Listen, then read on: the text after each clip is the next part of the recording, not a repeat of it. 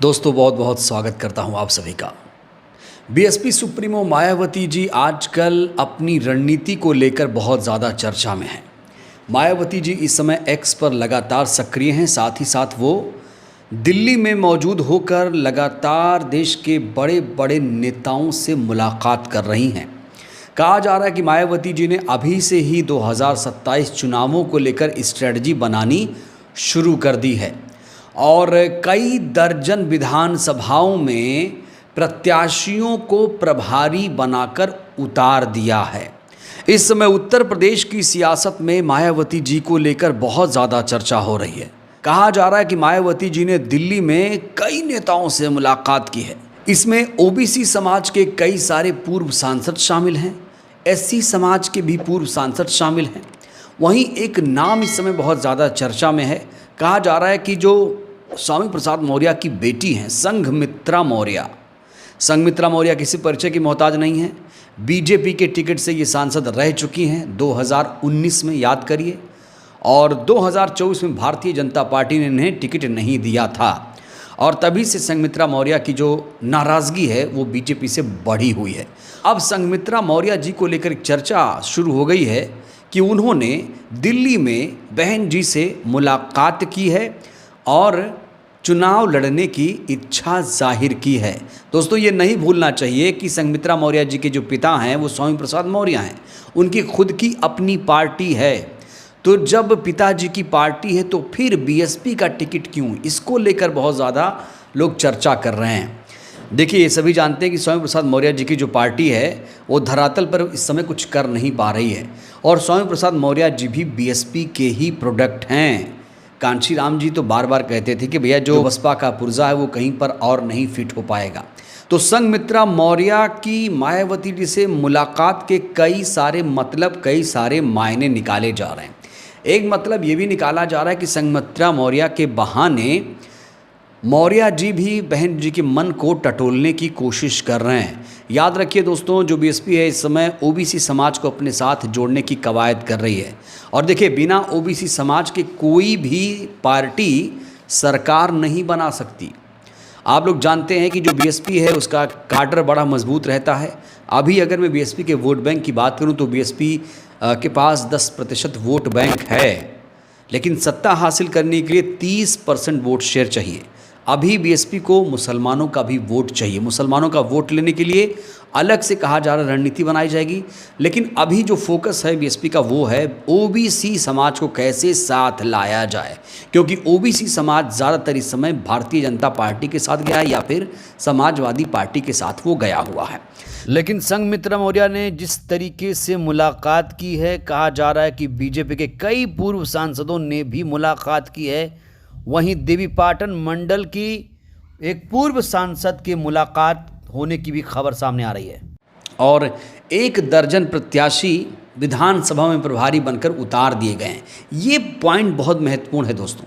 इसका मतलब ये है कि मायावती जी ने अभी से अपने प्रत्याशियों की घोषणा या यूं कहिए कि उन्हें चुनना शुरू कर दिया है। 2027 में चुनाव है, 403 सीटों के लिए 2027 में जंग शुरू होगी, याद रखिएगा। और यही जो बीएसपी है 2007 में एक बार सत्ता का स्वाद चख चुकी है।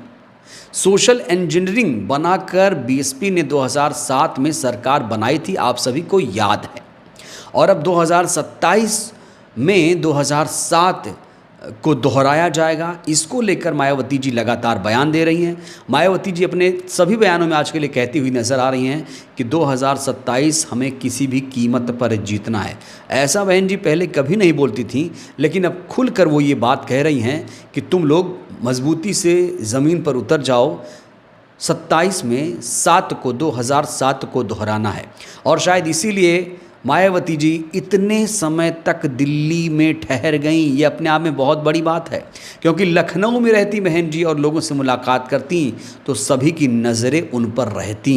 इसलिए कहा जा रहा है कि मायावती जी यूपी के तमाम बड़े बड़े नेताओं से दिल्ली में मुलाकात कर रही हैं या जो नेता उनसे मिलने के लिए इच्छुक हैं उन्हें दिल्ली में बुलाकर मीटिंग ले रही हैं और अपनी पार्टी में सभी समाज के नेताओं को जोड़ने की कोशिश कर रही हैं। तो संघमित्रा मौर्य आपका नाम इस समय बहुत ज़्यादा चर्चा में है और संघमित्रा मौर्य अगर आएंगी बीएसपी में, जाहिर तौर पर उनकी दावेदारी मजबूत होगी। मौर्य समाज से आती हैं, मौर्य समाज की एक बहुत बड़ी भागीदारी है उत्तर प्रदेश में और संघमित्रा मौर्य जी के साथ साथ अगर स्वामी जी साथ आते हैं तो जाहिर तौर पर बीएसपी को और ज़्यादा मजबूती मिलेगी। इस समय एक खबर ये भी आ रही है कि जो बीएसपी सुप्रीमो हैं आकाश आनंद को भी बड़ी जिम्मेदारी दे सकती हैं। आकाश आनंद को यूपी में खास तौर से उतारने की एक प्लानिंग चल रही है, लेकिन अभी इसको लेकर कोई ऐलान नहीं किया गया है, लेकिन चर्चा शुरू हो गई है, इसको लेकर मंथन शुरू हो गया है कि आकाश आनंद की अगर वापसी हो गई है तो उन्हें किस तरीके से उत्तर प्रदेश चुनाव में 2027 में इस्तेमाल किया जाए। देखिए, वैसे तो सभी पार्टियां उत्तर प्रदेश चुनाव को लेकर अपनी तैयारी कर रही हैं, लेकिन बीएसपी जिस तरीके से गुपचुप तरीके से तैयारी कर रही है, जिस तरीके से सीक्रेट मीटिंग बहन जी दिल्ली में ले रही हैं, ये सभी नेताओं को हैरान कर रहा है। सभी जो बड़े बड़े नेता हैं खासतौर से उत्तर प्रदेश में वो हैरान हैं। वो इसलिए हैरान है क्योंकि ये वही नेता हैं जो कहते थे बहन जी तो भारतीय जनता पार्टी की बी टीम है, बहन जी से अब कुछ होने वाला नहीं है, ये तो बस पार्टी को डुबो रही हैं। लेकिन दिल्ली में जो मीटिंग हो रही है, दिल्ली में जिस तरीके से बहन जी ठहरी हुई हैं, लखनऊ नहीं आ रही हैं, इसको लेकर कहीं ना कहीं यूपी के जो नेता हैं वो टेंशन है उनमें। आपको याद दिला दें कि अभी हाल ही में लखनऊ में एक बहुत बड़ी बैठक हुई थी, भाईचारा कमेटी की बैठक, और उस बैठक में बहन जी शामिल नहीं हुई थी। कहा जा रहा है कि दिल्ली में उनको बहुत ज़रूरी काम था और भी कई सारे राज्यों के नेता लगातार उनसे मिल रहे थे, इसलिए वो लखनऊ की बैठक में शामिल नहीं हुई और विश्वनाथ पाल को वो बैठक लेनी पड़ी थी। आपको हमने तस्वीरें भी दिखाई थी कि विश्वनाथ पाल मीटिंग ले रहे थे और वही उत्साह, वही जोश तमाम नेताओं, पदाधिकारियों, कार्यकर्ताओं में नज़र आ रहा था। तो बीएसपी सुप्रीमो इस समय दिल्ली में हैं और लगातार बड़े बड़े नेताओं से मुलाकात कर रही हैं। बीजेपी के खास तौर से जो नेता हैं जो नाराज़ हैं भारतीय जनता पार्टी से, देखिए इस समय बीजेपी से बहुत ज़्यादा लोगों में नाराज़गी है, चाहे वो किसान हों, चाहे वो नौजवान हों, चाहे वो महिलाएं हों, चाहे शोषित पीड़ित वंचित समाज हो। जो दावे वादे किए गए थे वो पूरे नहीं हो पा रहे हैं और बीजेपी के तमाम नेता भी इसको लेकर समय समय पर नाराज़गी जाहिर करते रहे हैं।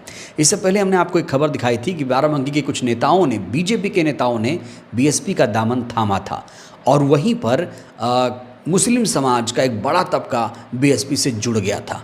तो बीएसपी से जोड़ने का एक अभियान इस समय शुरू हो चुका है। माना जा रहा है युवाओं की भी 50% भागीदारी बसपा में होगी और अगर 50% युवाओं की भागीदारी बसपा में हो जाती है तो यकीन मानिए बसपा को मजबूत होने से कोई भी नहीं रोक सकता।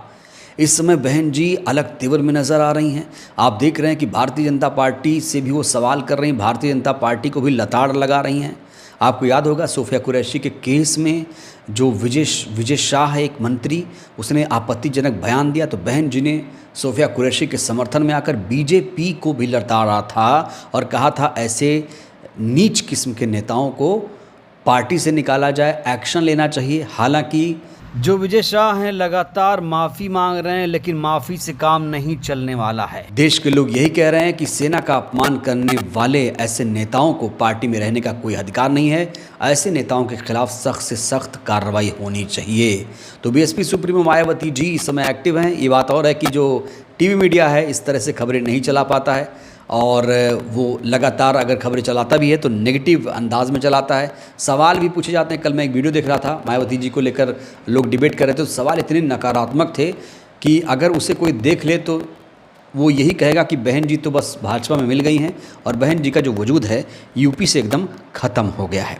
लेकिन दोस्तों सच्चाई कुछ और है, दिखाया कुछ और जा रहा है। तो सूत्र तो ये भी कह रहे हैं कि भैया करीब 50 से ज़्यादा नेताओं से बीएसपी सुप्रीमो ने मुलाकात की है और ख़ास तौर से पुराने नेताओं को चुन चुनकर पार्टी में वापस लाने की कवायद जो है वो शुरू हो गई। तो बड़ा सवाल ये, क्या बीएसपी सुप्रीमो को पुराने नेताओं का साथ मिलेगा? जिस तरीके से बहन जी 2027 को लेकर रणनीति बनाने, तो क्या लगता है 2027 चुनाव में बीएसपी कमाल कर पाएगी? क्या 2027 में 2007 का इतिहास बसपा दोहरा पाएगी? इन तमाम नेताओं से जिस तरीके से बीएसपी सुप्रीमो मुलाकात करने से क्या मायने आप निकाल रहे हैं, प्रतिक्रिया दीजिएगा। बहुत बहुत धन्यवाद।